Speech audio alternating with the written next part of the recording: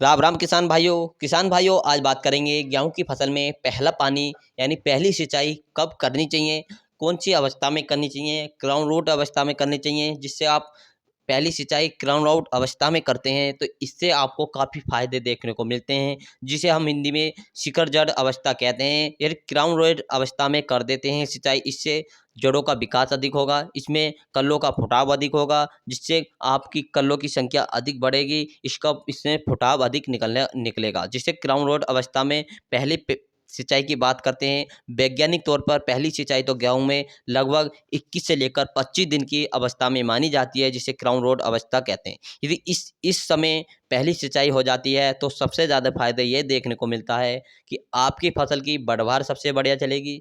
बढ़वार के साथ साथ इसमें कल्लों की संख्या का फुटाव अधिक होगा और इसमें आगे चल के बालियों की लंबाई भी अधिक बढ़ेगी, दाने का भराव भी अधिक रहेगा। यदि पहली सिंचाई आप समय पे नहीं करते हैं, 30 से लेकर 35 दिन की अवस्था पे करते हैं, तो सबसे पहले आपको क्या देखने को मिलेगा, जो क्राउन रोड अवस्था होती है उसमें कल्लों की संख्या अधिक नहीं बन पाएगी। आपको 1 से लेकर 2 कल्लों की संख्या बढ़ेगी, इससे काफ़ी फायदा देखने को नहीं मिलेगा।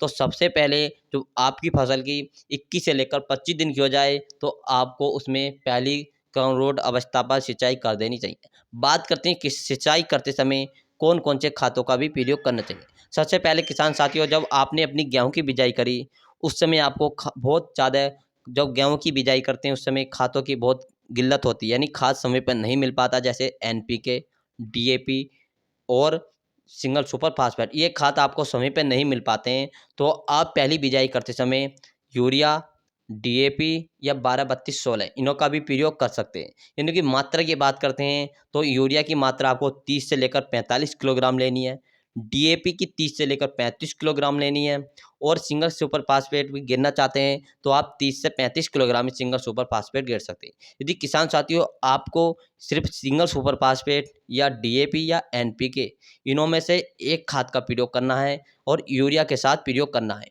यूरिया की मात्रा 30 से लेकर 45 किलोग्राम और NPK, DAP, single super phosphate का सिर्फ एक का ही प्रयोग करना है, किसी का भी प्रयोग कर सकते हैं। किसान साथियों बात करते हैं, यदि आपने पहली सिंचाई करते समय यानी कि बिजाई करते समय आपने इन खातों को डाला है तो आप इन खातों को नहीं डाल सकते। अब बात करते हैं यूरिया के साथ कौन कौन से खाद डालने चाहिए, जिससे कि आपकी फसल हरी भरी रहेगी, पीलापन है वो भी दूर हो जाएगा, कल्लों की संख्या तो बढ़ेगी, साथ में जो पीलापन है, कमज़ोर फसल है, फसल का तना काफ़ी मजबूत हो जाएगा, जो आगे चलकर आपकी फसल नहीं गिरेगी। तो सबसे पहले आपको जो प्रयोग में लाना है यूरिया लाना है। यूरिया लाना है किसान साथियों, यूरिया से जिससे आपको नाइट्रोजन का प्रयोग करना है। नाइट्रोजन से हमारी जो गेहूं की फसल है उसमें, गेहूं की फसल में जो पत्तियां हैं पत्तियों का साइज भी चौड़ा हो जाएगा, फुटाव भी अधिक होगा, कल्लों की संख्या तो बढ़ेगी, साथ में जो पीलापन है वो भी दूर हो जाएगा, आपकी फसल ज़बरदस्त तरीके से बढ़वार में हो जाएगी, बढ़वार भी अधिक होगी, जिससे आगे चल के हमें पैदावार तो साथ साथ इसकी पैदावार इतनी अच्छी पैदावार मिलेगी कि आप सोच भी नहीं सकते। किसान साथियों बात करते हैं कि यूरिया के साथ हमें कौन कौन से प्रयोग में लाने चाहिए। तो सबसे पहले जो आपको प्रयोग में लाना है नाइट्रोजन लानी है। नाइट्रोजन की मात्रा की बात करते हैं यूरिया की, तो आप 40 से लेकर 45 किलोग्राम प्रति एकड़ के हिसाब से यूरिया की मात्रा ले सकते हैं। यदि किसान साथियों आप पहली सिंचाई पर निरे यूरिया का प्रयोग करते हैं तो इससे काफ़ी अच्छे रिजल्ट देखने को नहीं मिलेंगे। तो इसी के साथ आपको लेना है जिंक सल्फेट लेना है। जिंक सल्फेट लेना है किसान साथियों। जिंक सल्फेट की मात्रा की बात करते हैं तो आपको 33% वाला जिंक सल्फेट लेना है। जिंक सल्फेट लेने के बाद किसान साथियों आपको 33% जिंक सल्फेट लेकर इसको आप 5 से लेकर 7 किलोग्राम प्रति एकड़ के हिसाब से आप जिंक सल्फेट डाल सकते हैं।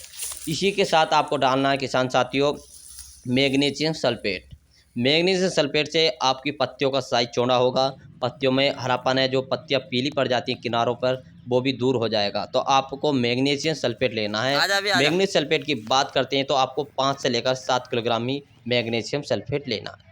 किसान साथियों यदि आप सल्फर का भी प्रयोग करना चाहते हैं तो सल्फर का प्रयोग कर सकते हैं 2 से लेकर 3 किलोग्राम प्रति एकड़ के हिसाब से। आपकी फसल बहुत तरीके से ज़बरदस्त ग्रोथ होगी, ज़बरदस्त आगे चलकर पैदावार निकलेगी।